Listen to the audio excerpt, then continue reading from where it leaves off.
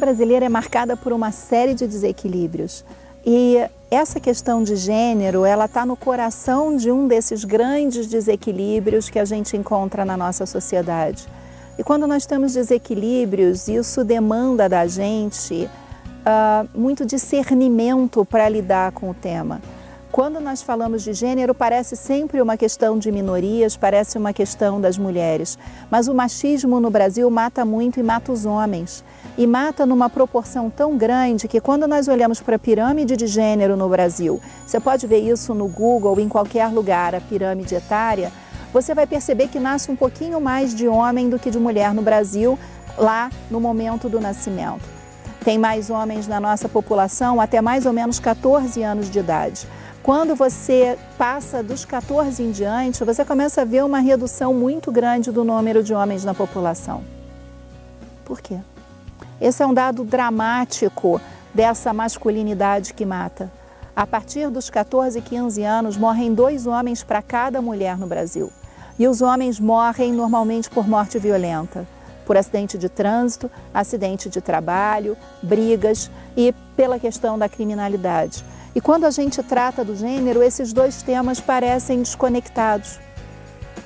Eu estava uma vez conversando com uma série de mineiros em Carajás, homens duros, acostumados a arrancar minério do solo para vender numa indústria extrativista, que normalmente é uma indústria muito masculina.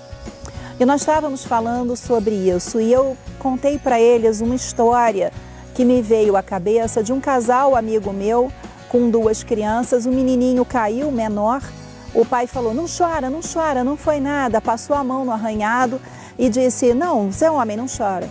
Depois a menina caiu e se machucou, o pai botou no colo, a menina fazia um escândalo enorme, o pai dizia, ô princesa do papai, eu vou dar beijinho. Ele estava ensinando que o filho não merece colo, mesmo quando um bebê ferido e com dor. E eu perguntei para aqueles homens, quantos de vocês passaram por isso na infância? Quantos de vocês o pai dizia, se apanhar na rua e voltar em casa chorando, vai apanhar de novo? Eles choravam. Eu olhei para os olhos daquelas pessoas na plateia e eu vi o sofrimento causado por todas as vezes em que eles precisaram de colo e consolo, que isso lhes foi negado. Quando eles estão no ambiente de trabalho e as empresas falam, vamos praticar o cuidado ativo. É você ter empatia com um colega que não está bem, você chegar para um amigo que está fazendo uma função crítica, passando por um período de luto ou de um divórcio, e você dizer, não, vamos trocar de função. Você não está bem para isso, deixa eu cuidar.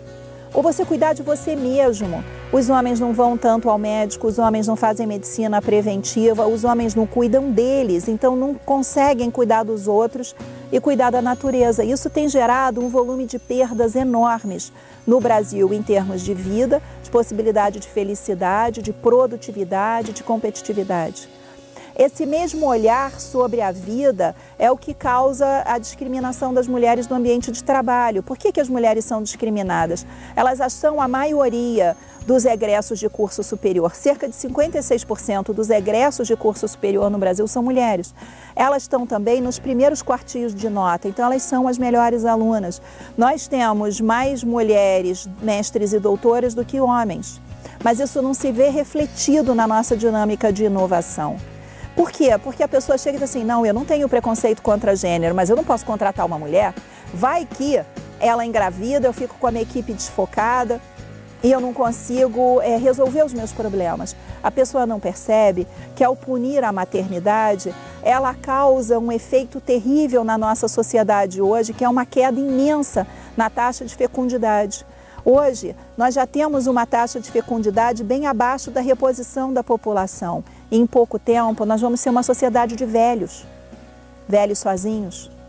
Velhos que não aprenderam que as diferenças unem, que homens e mulheres têm a ganhar cooperando para que a vida se instaure de maneira positiva entre nós. Nós somos uma sociedade violenta.